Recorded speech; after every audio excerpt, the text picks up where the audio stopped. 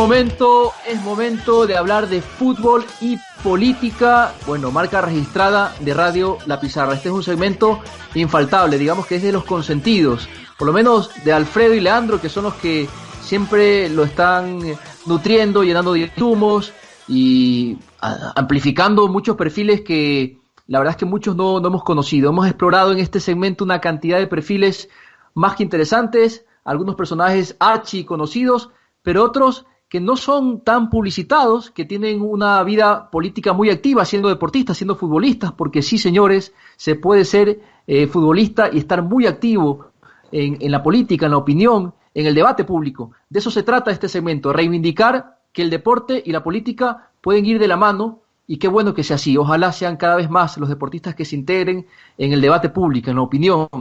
De esto va también la democracia, que todos nos activemos, ¿no?, en la consolidación de ideas, de propuestas, en la confrontación, en el conflicto tan satanizado en esta sociedad en la que vivimos. Así que nada, hoy tenemos una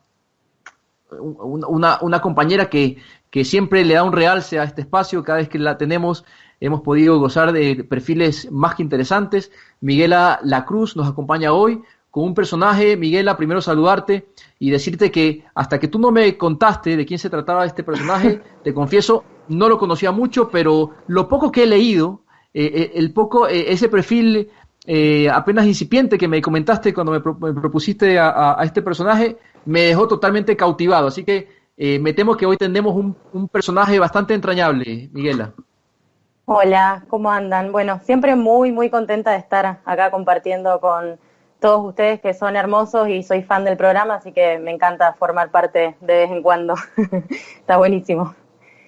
Sí, como decías, bueno, siempre traemos estas, o yo por lo menos particularmente traigo estas rarezas dentro del mundo del fútbol que tiene que ver con que también quizás lo que más queremos es que en un futuro dejen de ser raros estos tipos que hoy parecen personajes, que, bueno, en este caso, como vos mencionabas al principio, estamos hablando de Santiago El Bigote López, que es un jugador de fútbol uruguayo.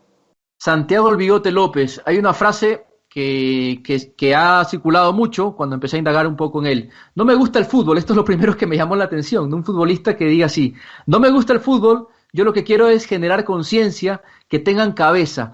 Cuéntanos, Miguela, ¿de dónde nace una frase así? Porque tiene que haber un contexto, ¿no?, para que un jugador de fútbol se posicione de esta forma tan explícita, tan clara. ¿Qué hay detrás de este posicionamiento? El Bigote es un jugador que yo anteriormente había podido traer a la pizarra el perfil de Agustín Lucas, que ellos son compañeros, son amigos, han sido compañeros en el fútbol y son los dos que enfrentaron o que empezaron con el movimiento Más Unidos que Nunca en Uruguay, que fue cuando patearon el tablero y decidieron oponerse a Tenfield por los derechos de imagen de los jugadores de fútbol, y empezaron a creer y a pensar que un gremio de jugadores no era solamente un gremio como una imagen o una figura que es nada más un nombre así simple, sino que tiene que ver con que los jugadores empiecen a pelear por sus derechos. Y ellos fueron los primeros que empezaron a aportar, tanto el Bigote como Agustín Lucas, a aportar esta idea del jugador luchando por lo que le pertenece. Y la idea, como vos decís, de esa frase en realidad tiene que ver con esto que él siempre dijo, que hoy el Bigote tiene 39 años, si no me equivoco, puedo fallar por un año más, un año menos, pero tiene 39 años y es el goleador de Villa Española, que es el club al que él perteneció toda la vida en cuerpo y alma. Él también jugó acá en Argentina, en Defensa y Justicia, pasó por el fútbol de Guatemala y después en general jugó en Uruguay, en el fútbol de ascenso. Pero él siempre dijo que renegó del fútbol desde que tenía 21 años. Desde los 21 años él supo que no le gustaba el fútbol FIFA, el fútbol negocio, y estuvo siempre opuesto a todo lo que significaba este fútbol mercado, que es por el que él siempre pelea en contra, digamos. Por eso esta frase de que no le gusta el fútbol como fútbol en sí, sino como una herramienta para poder transformar las cosas. No, me preguntaba que si un perfil así desde pequeño le interesaba, entonces, pues, ¿soñaba el Bigote con ser futbolista o no? Dice él que lo he leído en varias entrevistas y también lo he podido mirar en algunos videos y en algunas cosas que le han preguntado, y él siempre dijo que no, que nunca soñó con ser jugador, que fue algo que se le dio pero en el momento en el que él toma conciencia de que no le interesaba formar parte de ese fútbol negocio, también entendió con una inteligencia y una cultura que él ya tenía adquirida desde su casa, que al sistema se lo combatía desde adentro. Entonces, ya desde pequeño, él creyó que formando parte del mundo del fútbol y también por una cuestión de juventud, de que rutina y demás lo fue llevando a que, bueno, le gustaba jugar a la pelota, no era algo que lo apasionaba, pero sí le gustaba la idea de poder pensar y hacer pensar dentro de esta estructura para poder mejorar el deporte. Es algo que él siempre lo pensó desde pequeño, que eso es más atípico todavía, porque hoy podemos traer algunos nombres de jugadores que intentan cambiar las cosas, pero en ese momento y que un jugador profesional te diga que ya lo sabía desde pequeño me parece algo totalmente diferente. Miguela, y cuéntanos un poco más sobre el entorno, ¿no? Porque creo que dice mucho de la persona, del personaje que hoy estamos conociendo, ese origen, ¿no? ¿Qué lo motiva? ¿No? Esas circunstancias que lleva al Bigote a politizarse de esta forma tan explícita, ¿no? Me gustaría, por ejemplo, saber cómo era el ámbito familiar del Bigote. Entiendo que el apodo, el Bigote, porque su nombre real es Santiago, tiene que ver con su padre, ¿no? Háblanos un poco de su entorno familiar. Él sí, de hecho dice que hoy si alguien le dice Santiago no se da vuelta porque no sabe quién es Santiago, es el Bigote y es el Bigote, no se da vuelta ante otro nombre.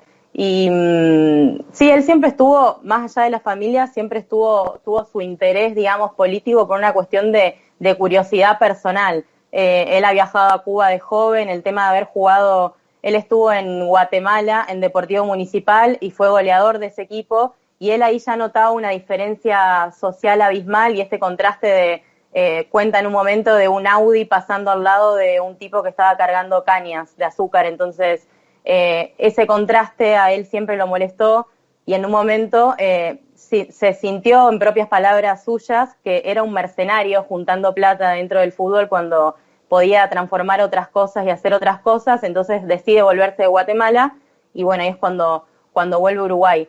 Respecto al club en el que él hoy está, que es capitán, goleador, es el 8 emblemático del club, es Villa Española, y es un club que hoy, estando en primera división de Uruguay, es súper, súper diferente al resto de los clubes porque es el barrio metido dentro del fútbol. Es realmente un club muy diferente que se puede hacer un paralelo por ahí con el club de acá Argentina que se llama el Club Che Guevara, que en alguna oportunidad también lo hablamos, y tiene que ver con un club que tiene corazón de barrio. O sea, es el barrio puesto en la cancha y la autogestión, que no es algo menor, dentro del club, para poder conseguir cosas. De hecho, él siempre dijo que cuando Villa Española consigue el ascenso, dijo que es casi imposible, muy difícil conseguir logros cuando no se tiene plata, porque el fútbol, el mercado es así. Si tenés plata, ascendés y estás y podés comprar pases de buenos jugadores, si no tenés el capital no podés hacerlo.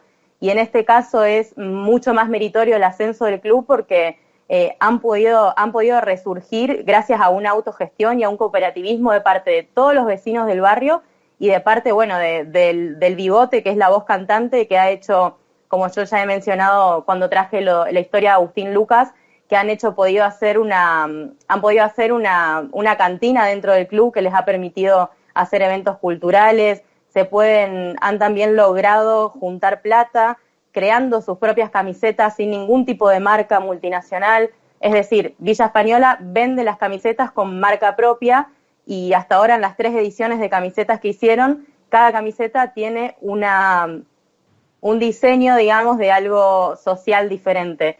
La primera fue en honor a los desaparecidos del terrorismo de Estado en Uruguay y después, bueno, hicieron por conciencia de diferentes cuestiones sociales que no me parece menor tampoco remarcar lo importante que va a ser la inclusión de un club así en la primera división de cualquier categoría. Miguela, la verdad es que me comentaba Abraham del Bigote López, yo no lo conocía, me lo puse a googlear. En Argentina, les cuento para los oyentes del resto de la región, el apócope, el apodo Bigote suele estar relacionado a alguien que es medio fachitoide, medio de derecha, entonces me lo puse a googlear. Y la verdad que me parece un personaje hermoso y entrañable, y encontraba algo que me encantaría que cuentes, que es sobre la cláusula del contrato más ricotera del mundo. No sé si todo el mundo conocerá a los Redonditos del Ricota, pero que nos cuentes un poco de eso, porque la verdad es que me encantaría poner una cláusula así en mi contrato algún día. Y para el que no conoce, para el que él o la que nos está escuchando que no conoce los Redonditos de Ricota, busquen, que les va a encantar. Y bueno, como mencionabas bien, acá en Argentina en realidad el nombre del bigote llega a hacerse conocido en el 2019, justamente a esta cláusula a la que vos haces mención, que tiene que ver con que él, para renovar contrato con el club, con la Villa, dijo, bueno, está bien, yo renuevo, me encanta, vamos a estar acá, vamos a hacer un montón de cosas, pero solamente renuevo si toca el Indio Solari o Sky, yo puedo faltar a los entrenamientos o a jugar, aunque haya fecha ese día. O sea, la cláusula fue esa y fue una locura, obviamente, porque no existió nunca alguien que ponga un tipo de cláusula así para poder jugar. Wow, increíble. Excelente, hermoso. Voy a hablar con el señor Alfredo Serrano Mancilla a ver si podemos hacer algo así también, y no estaría nada mal, ya que el bigote nos da pie, ¿no? No, aparte, un fan que se dice fan muy orgulloso y no faltó a ningún recital del Indio desde que es chico. Fue a la primera misa, hasta la última la que pudo fue. De hecho, hizo uso de la cláusula cuando tocó el Indio la última vez, así que bueno, le hizo efecto. Estuvo bueno, eso es raro. Veía también, Miguela, que bueno, el Bigote se ha planteado también un escenario después de dejar los botines, ¿no? Que ha soñado con trabajar para la Dirección de Cultura de la Intendencia de Montevideo, es decir, que se está perfilando también como un militante barrial que entre fuertemente a golpear con la cultura, a democratizar la cultura en un país como el Uruguay. El Bigote es un tipo que siempre la tuvo muy clara en cuanto a lo que quiso hacer, que su objetivo siempre inmediato y final es lograr un mejor deporte desde adentro y combatir al sistema y al neoliberalismo desde adentro, más en un contexto como el actual en Uruguay, que bueno, que están con un gobierno como el que están de ultraderecha y tienen que resistir más que nunca, justamente a través de la cultura, que eso es lo que él cree, que a través de la cultura pueden conseguir y lograr la mayoría de las cosas de las que quieren o por las que ellos luchan. Y sí, le encantaría formar parte de la Intendencia ahí de Montevideo en la parte de la sección de cultura, como gestión cultural. Y no me parece súper importante porque tiene la formación, tiene la condición y entiende que ellos como ídolos y como representantes de diferentes clubes tienen como esta responsabilidad de llevar conciencia y de conciencia, pero no una conciencia liviana, sino de decir, bueno, a través del deporte, de la cultura y de todas estas cosas que realmente son importantes, podemos combatir todo el sistema que nos hace mal, el sistema que da hambre, el sistema que hace que no pensemos, el sistema que hace que, en definitiva, que pensemos como ellos quieren que pensemos. Entonces, él siempre dice que no va a descansar hasta que sus colegas y compañeros empiecen a entender que tienen que militar los espacios en los clubes para pelear por sus derechos y por el derecho de todos. Miguel, justamente en esa línea hay un proyecto, también, bueno, obviamente leyendo un poquito sobre el Bigote, que se llama Cultura de Barrio, ¿no? Que también lo lleva a cabo con Agustín Lucas, según lo que has comentado. ¿Qué son esas cosas, ¿no? Que a través de este proyecto ellos han podido llevar a cabo, que han hecho por el club. Cultura de barrio es, como bien decís, el nombre que ellos decidieron ponerle al movimiento que se genera dentro del club en este caso, que tiene que ver con esta idea que sigue siendo la misma, que es, bueno, entre todos y entre todas realmente podemos hacer que el club le sirva a la sociedad, no que sea solamente un espacio de pasto en donde se rueda una pelota y circulan algunos números, algunos cobran, otros no, sino que sea un espacio de contención social, un espacio de crecimiento, no solo de contención, que eso también es importante y esto es lo que piensan ellos, un espacio de crecimiento y de poder fomentar, como les decía antes, la cultura. Y ellos ahí dentro del club tienen la cantina esta, que fue la primera, que fue bastante novedosa, o sea, el Bigote mete goles y sirve tragos en la cantina, hace las dos cosas, lo mismo que Agustín y lo mismo que todos los compañeros. Lograron esta cultura en la que todos los jugadores se tienen que identificar, formar parte, construir entre todos, entre todas las vecinas del barrio, un espacio donde tengan ganas de estar y que sirva también, como les decía, a la sociedad. Tocan bandas, se lee poesía, hay biblioteca en los vestuarios, también tienen una huerta muy importante porque le dan a la comunidad el servicio de entender la importancia de la soberanía alimentaria. Los jugadores del club plantan, siembran, cosechan. Es decir, hay toda una coherencia en el pensamiento del Bigote que lleva al club adelante y que hizo incluso que hoy el equipo esté en primera, y un equipo en primera con estos valores me parece fundamental y me parece alucinante. Otra cosa que me parece sumamente interesante es cómo reivindica la precarización del jugador que no está digamos, en las series estelares del fútbol, ¿no? Él ha reivindicado siempre la necesidad de darle una mejor remuneración a los jugadores barriales, a los jugadores que están muy ligados a la identidad del barrio, ¿no? Miguela. Sí, justamente por eso en esto del Más Unidos que Nunca, que yo ya les había traído en otra edición, el movimiento que hacen, que empiezan con Agustín Lucas, tiene que ver con esto. El jugador pensante, cuando él dice no me gusta el fútbol, me interesa ponerle cabeza, es justamente esto, es decir, bueno, nosotros somos jugadores de fútbol, pero también somos trabajadores.